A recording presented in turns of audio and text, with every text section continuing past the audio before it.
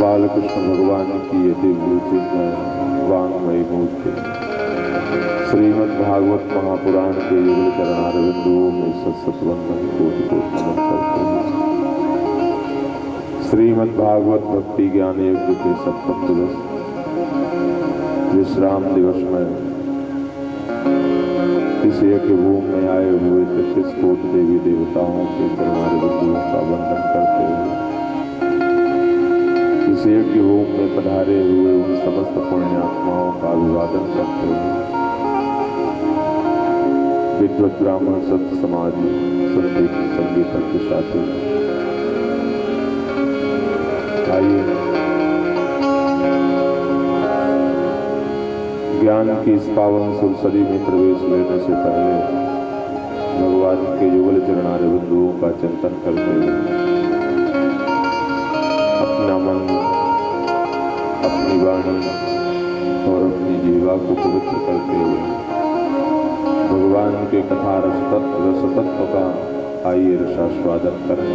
उससे पहले अपनी वाणी से भगवान के युगल चरणार बिंदुओं का चिंतन करते हुए जो जहाँ जिस स्थिति में है भगवान के श्री चरणों में अपने मन के उस पावन भाव को समर्पित करते हुए चलें उस सुखद फल की ओर। बोलिए वृंदावन बिहारी लाल की जय।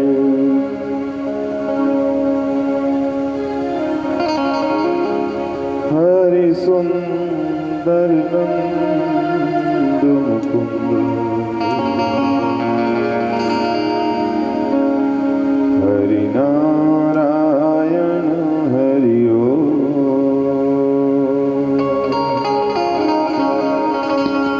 हरि सुंदर नंद मुकुंद हरि नारायण हरि हरि सुंदर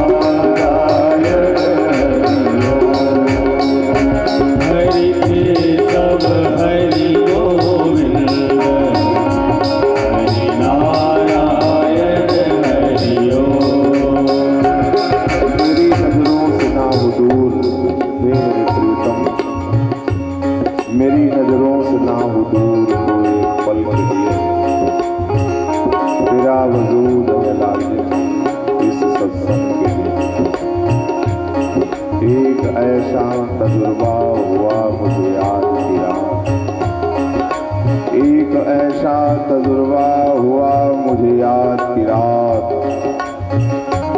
बचा कर धड़कने रख ली इस सत्संग के, बचा के धड़कने रख ली इस सत्संग के। हरि सुंदर नंद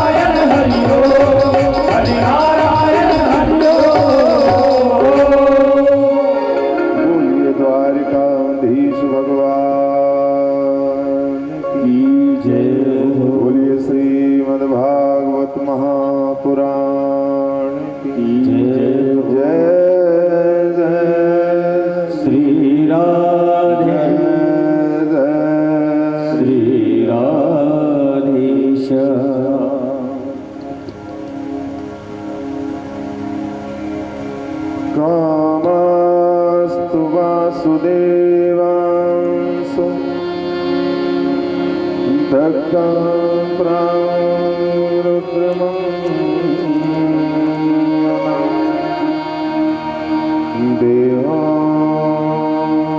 देवात्मस्तये भूय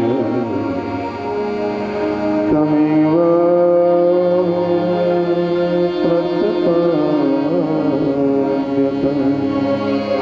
त्वमेव प्रत्यप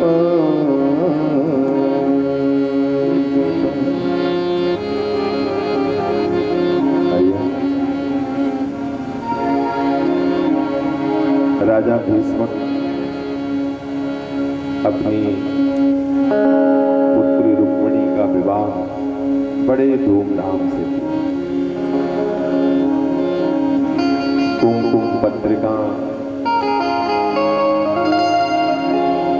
सब कुछ भेज करके भव्य बारात का स्वागत कर अपनी बेटी का पाणी ग्रहण द्वारिकाधीश भगवान श्री कृष्ण के साथ खूब धूमधाम से विवाह हुआ। वर्णन है खूब दहेज दिए और बेटी के विवाह में विदाई के समय भीष्मक खूब रोए। विदाई की वेला ऐसे होती है, उस समय पिता जब अपनी बेटी को विदा करता है, अपने हृदय के टुकड़े को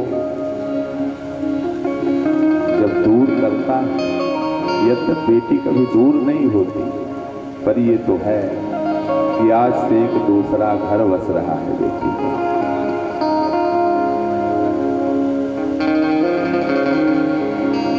भाव भीनी विदाई हुई रुक्मिणी जी की। द्वारिकाधीश भगवान श्री कृष्ण के साथ द्वारिकापुरी आती है। परिवार के साथ खूब प्रसन्नता से रह रहे हैं।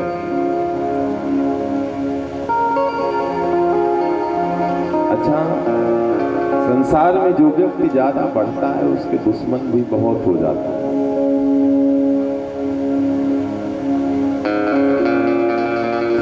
भागवत जी में कहा गया है समझदार वही है। संसार की जो परिस्थितियां हैं, क्योंकि परिस्थितियों के बिना तो कोई है ही नहीं। भैया गला मेरा एकदम सोन है, थोड़ा सा इसको वो करें, बिल्कुल भी नहीं उठ रहा, गला एकदम वो कैसे भी हो, आज का काम चलाओ। श्री राधा श्री राधा श्री राधा।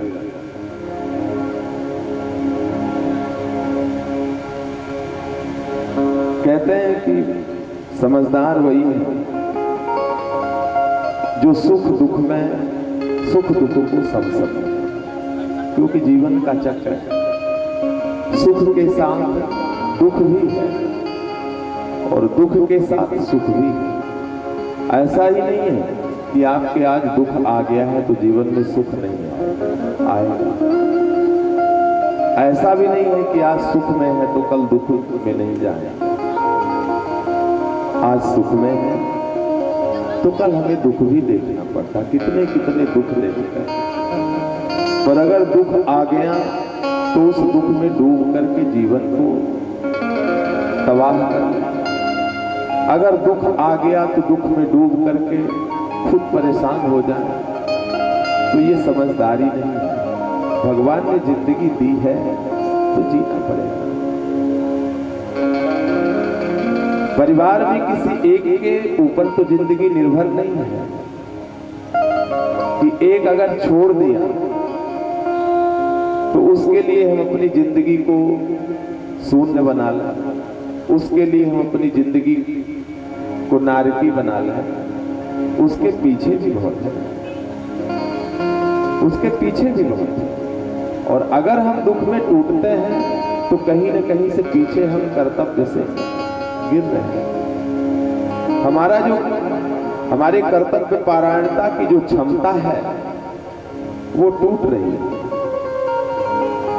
उसके साथ हम अच्छा व्यवहार नहीं कर पा रहे, क्योंकि वो दुख हमारे जीवन को इतना हिला दिया कि दूसरा कार्य करने की हमने क्षमता ही नहीं रह गई। भगवान कहते हैं मनुष्य की समझदारी यही है। दुनिया क्या कहे, उसको न दे दें। दुख में भी सुख की अनुभूति करिए, दुख को भी सुख में परिवर्तित करिए। दूसरे के कहने से क्या होता है?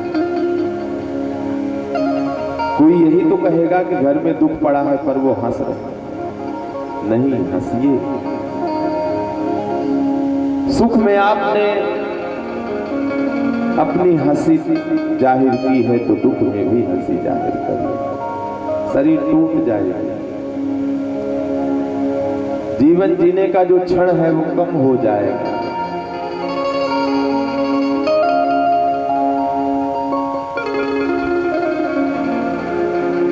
जीवन जीने का जो क्षण है वो कम हो जाएगा, शरीर रोग पीड़ित हो जाएगा।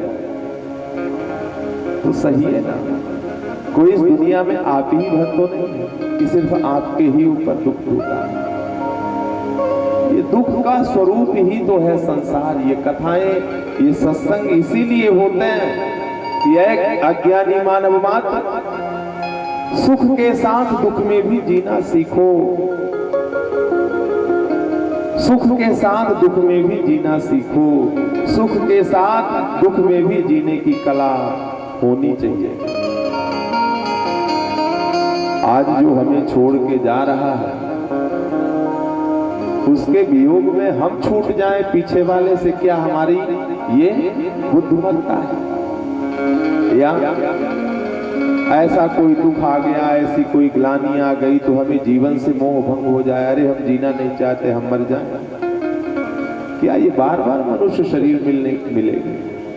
पता नहीं किस भाग्य से, किस सुकृत ने ये मनुष्य शरीर दिया है। तो दुख में भी सुख की अनुभूति कीजिए। कितना भी सुख हो पर वृद्धावस्था तो दुख का मूल है। कोई कितना भी अरबों में सो रहा हो, पैसों के बिस्तर पर वो शयन कर रहा हो, पर अगर वृद्धावस्था पर पहुंचा है तो इस शरीर से वो रोया है। एक दिन हाथ पैर जितने भी, यहां तक कि जितनी कर्मेंद्रियां और ज्ञानेंद्रियां हैं वो शून्य हो जाती हैं। तो जब तक भगवान ये क्षण नहीं दिया है तो हम जबरदस्ती उस क्षण को क्या लाएं? यही चरित्र, यही सीख मिल रही है। अकारण लोग वैर करने लगते हैं। लोग अपने दुख से दुखी नहीं है, दूसरे सुख से दूसरे के सुख से दुखी है कि हमारा पड़ोसी अच्छे से क्यों खा रहा है, हमारा पड़ोसी अच्छे से क्यों पहन रहा है। पर उसे परेशान रहने दो। आपके अंदर जो जीने की कला है उस कला के माध्यम से जीवन को जियो। यही मानव धर्म है। परिवार के साथ सहानुभूति हो, परिवार के साथ समझौता हो। ये शिक्षा मिलती है भगवान द्वारिकाधीश प्रभु श्री कृष्ण के उस परिवार से। रुक्मिणी जी पहले पुत्र को जन्म दे जिनका नाम प्रद्युम्न हुआ। प्रकृष्ट द्युमन प्रकाशः यस्य सः प्रद्युम्नः, जिसके जीवन में सुंदर कर्म का प्रकाश है, जिसके जीवन में सुंदर भक्ति का प्रकाश है, जो उस कर्म और भक्ति के प्रकाश से अपने जीवन को प्रकाशित कर लिया है, बोलो वही है प्रद्युम्न। अब ये सम्रासुर है ना, और उठाओ बेटा, आज गला खराब है। श्री राजा, श्री राजा। सम्रासुर नाम का जो राक्षस है, गोविंद के प्रसूतिका गृह में प्रवेश करके बालक प्रद्युम्न को चुरा करके ले जाता है। आकाश मार्ग से ले जाते समय उसने सोचा किस बालक को ले जा करके क्या करेंगे, चलो आप पानी में डाल देते हैं। वो समुद्र में छोड़ दिया। यद्यपि वो कर्म कैसे किया, द्वेषवश। कोई जल जंतु खा जाए। और ये क्यों किया कि उसके बालक द्वारिकाधीश के बालक को चुरा करके ले जाऊंगा तो पुत्र के वियोग में वो तड़पेंगे, परेशान होंगे। तो ऐसे समरासुर कहते किसे हैं?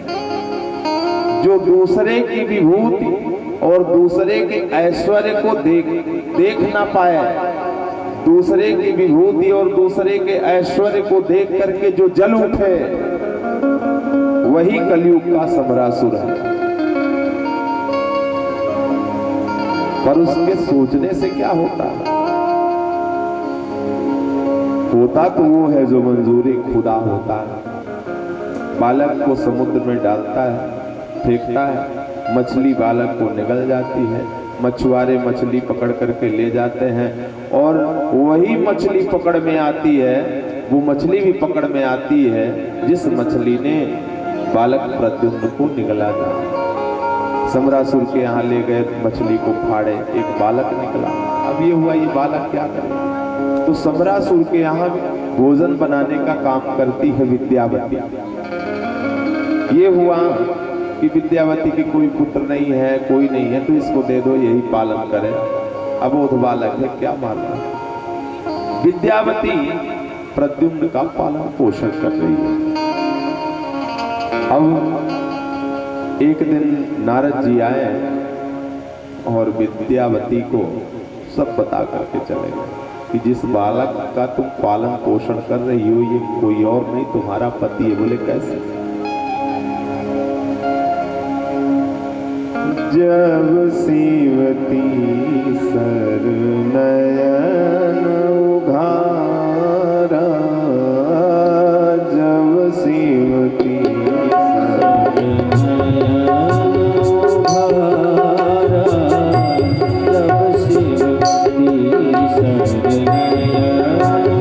उघारा, जब सीवती सर नयन उघारा, जब सीवती सर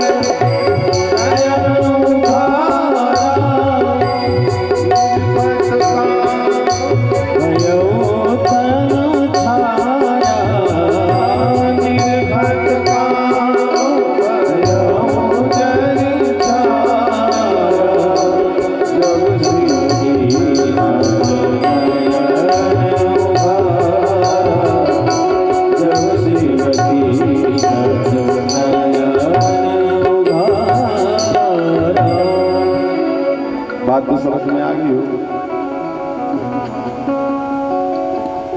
कामदेव जब भगवान भोलेनाथ की तपस्या को भंग करने के लिए क्षोभ उत्पन्न किए,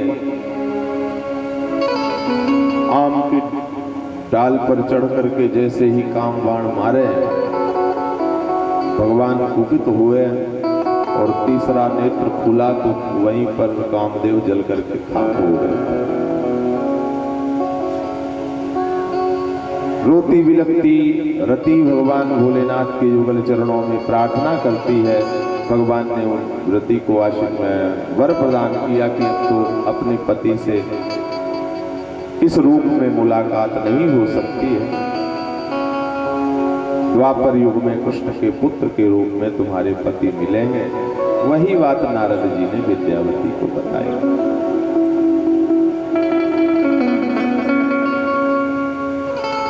प्रद्युम्न जी समरासुर के यहाँ बड़े हुए और बड़े होकर के समरासुर का वध करके अपनी पत्नी विद्यावती को लेकर के द्वारिकापुरी आए। और जब तक वो द्वारिकापुरी आए तब तक भगवान द्वारिकाधीश के 16,108 विवाह हो चुके थे। पूरा राजमहल पत्नियों से भरा पड़ा। परीक्षित जी प्रश्न करते हैं कितने विवाह कैसे हुए? विवाह का वर्णन कर रहे हैं। पहला विवाह हुआ रुक्मिणी जी के साथ। दूसरा विवाह जामवंत की पुत्री जामवती के साथ हुआ।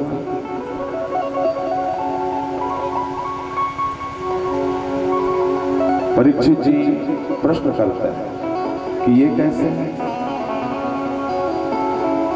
सुखदेव जी कहते हैं राजा, द्वारिका में सत्राजित नाम के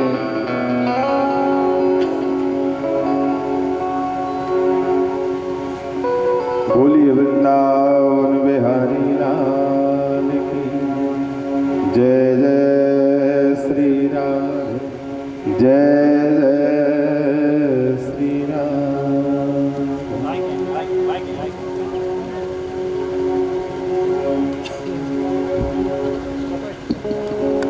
आदरणीय पूर्व मंत्री और वर्तमान विधायक हमारे आदरणीय कमलेश्वर जी, कमलेश्वर पटेल जी, हम चाहेंगे आप व्यासपीठ पर आकर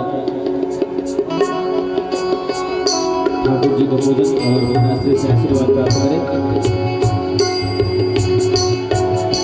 एक बार सभी लोग जोरदार तालियों से आदरणीय अतिथि का स्वागत करेंगे।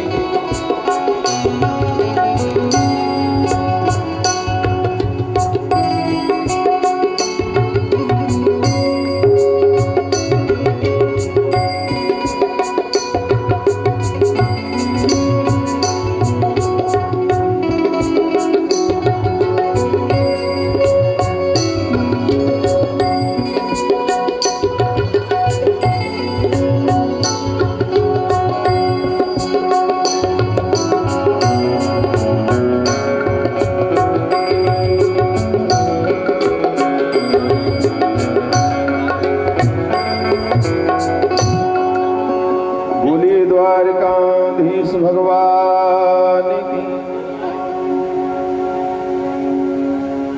दूसरा विवाह भगवान का होता है जामवती के साथ।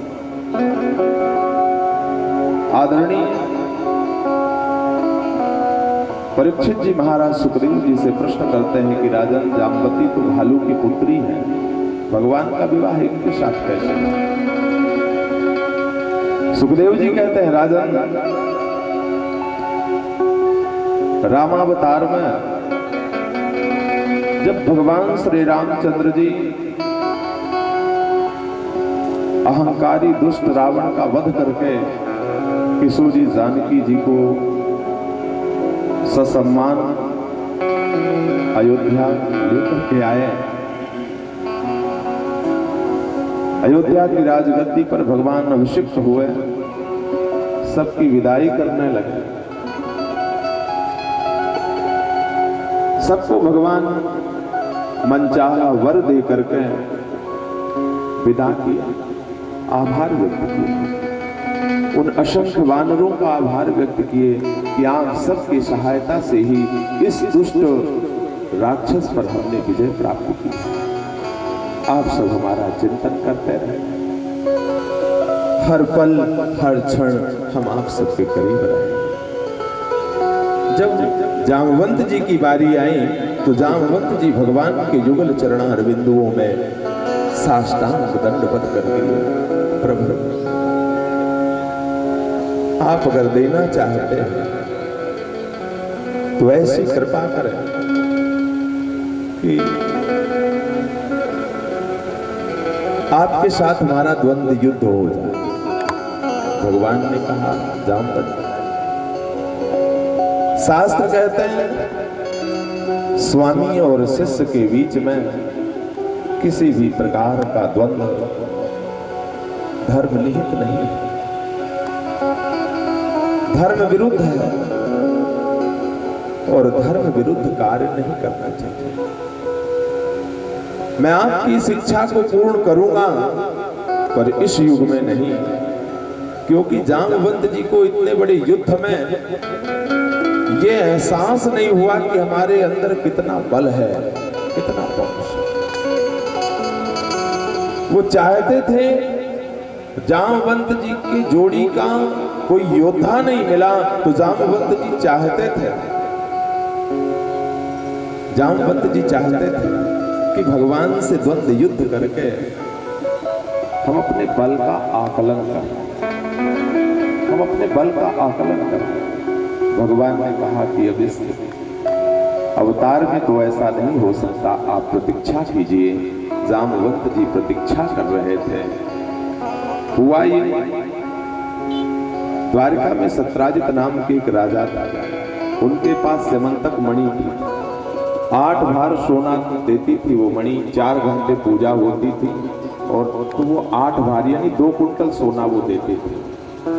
एक बार सभा में भगवान द्वारिकाधीश ने सत्राजित से कहा, राजा का ये धर्म है कि अगर धन है तो समाज के कल्याण के निमित्त लगाएं। आपके पास इतना धन आ रहा है तो उसे समाज के कल्याण के निमित्त लगाइए। पर हर एक युग में, हर एक समय इस तरह के विचारधारा के लोग थे जो इस 84 लाख योनि में भटकने के बाद मानव शरीर प्राप्त करके सिर्फ अपना उदर, सिर्फ अपना परिवार और अपने उदर के सिवा संसार